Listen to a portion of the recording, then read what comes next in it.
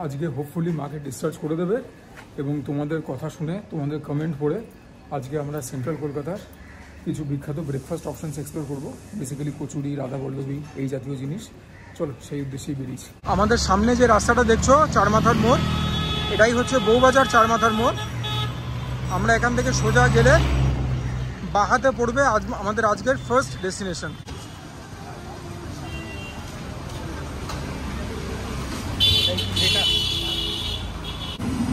দাদা কেমন আছো?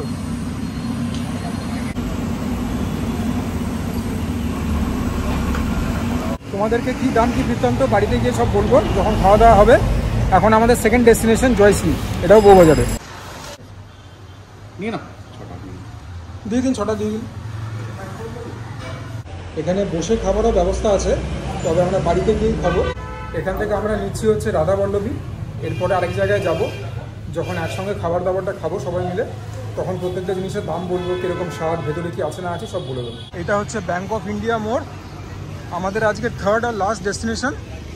ব্যাঙ্ক অফ ইন্ডিয়া মোড় থেকে, মানে বউবাজার থেকে যখন ব্যাঙ্ক অফ ইন্ডিয়া মোড় যাচ্ছি, সেখান থেকে ডান দিকে টুয়ার্ড সন্তোষ মিত্র স্কোয়ার, লেবুতলা।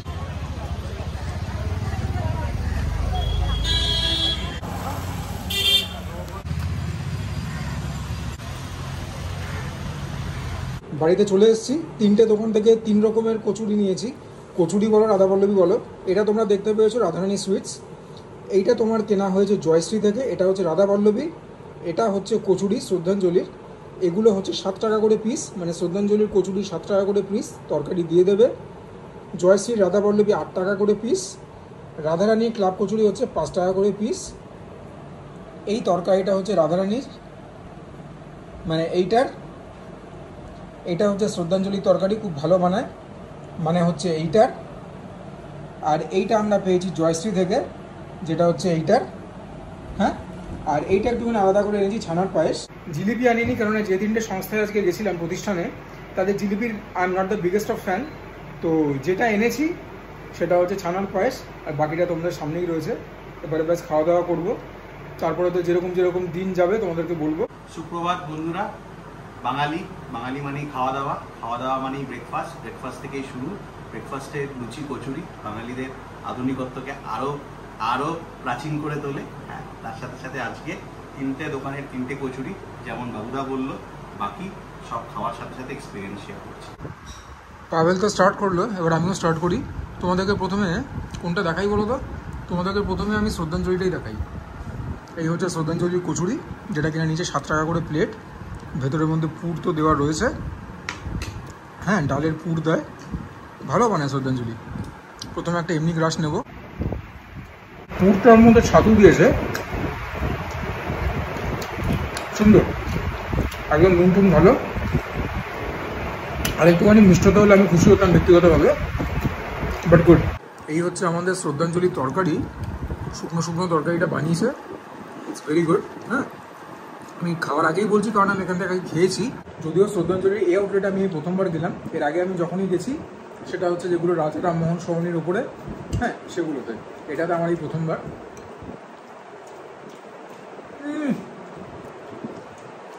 শ্রদ্ধাঞ্জলির তরকারিটা না একদম মাঠে বাইরে ছক্কা হয়, মিষ্টি হয়, মৌরি দেওয়া থাকে, মুখের মধ্যে মাঝে মধ্যে শুকনো লঙ্কা যখন পড়ে না, হ্যাঁ ফ্লেভারটা এলিভেট হয় এখান থেকে এখানে।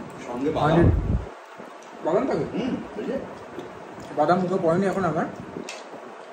110% ফ্লেভারটা এলিভেট হয়, নুন টুন টু দ্য পয়েন্ট, বাদামও দেওয়া আছে, দেখাচ্ছি। তরকারিটা খেতে ভীষণ ভালো হয়, ঠিক আছে, টু গুড। এরকম বাদাম ফাদাম দেওয়া এই তরকারিটা একদম, যাকে আমি বলি না absolutely one for the ages, খুব ভালো হয়। শ্রদ্ধাঞ্জলি তরকারি সুপার ডুপার হিট, অ্যামেজিং। নিশ্চয়ই ট্রাই করবে শ্রদ্ধাঞ্জলির কচুরি, তরকারিটার গুণেই একদম খামার, প্লাস কচুরিটাও কিন্তু ভালো হয়। বন্ধুরা, শ্রদ্ধাঞ্জলি নিয়ে নেক্সট আর কোনো কম্প্যারিজন হবে না। It's the only with the সবজি, উইদাউট দ্য সবজি, মানে তরকারিটা যদি শুধু খাও তাহলেও অ্যামেজিং, সঙ্গে নিয়ে খাও তাহলেও অ্যামেজিং। সব কিছুর শেষে আমি বলবো 3টের মধ্যে শ্রদ্ধাঞ্জলি 100।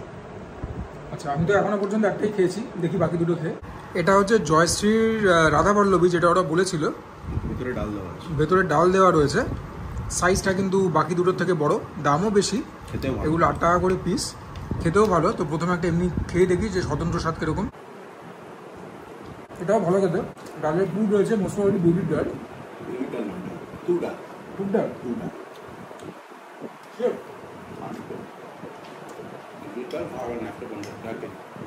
এখানে বিউলির ডাল রয়েছে 5 টাকা বসে। তো পরে বিউলিটা উল্টো পরে তুর ডাল।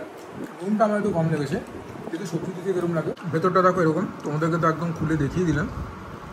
আর এই হচ্ছে জয়শ্রীর তোমার আলুর তরকারি, খোসা সমেত করেছে। খোসাতে কিন্তু অনেক রকম মানে নিউট্রিশন ভ্যালু থাকে আলুর মধ্যে, তোমরা হয়তো সবই জানো। গ্রেভির কালারটা হচ্ছে ডার্ক ব্রাউন যেরকম হবে, একদম প্রপার একটা কচুরির তরকারি।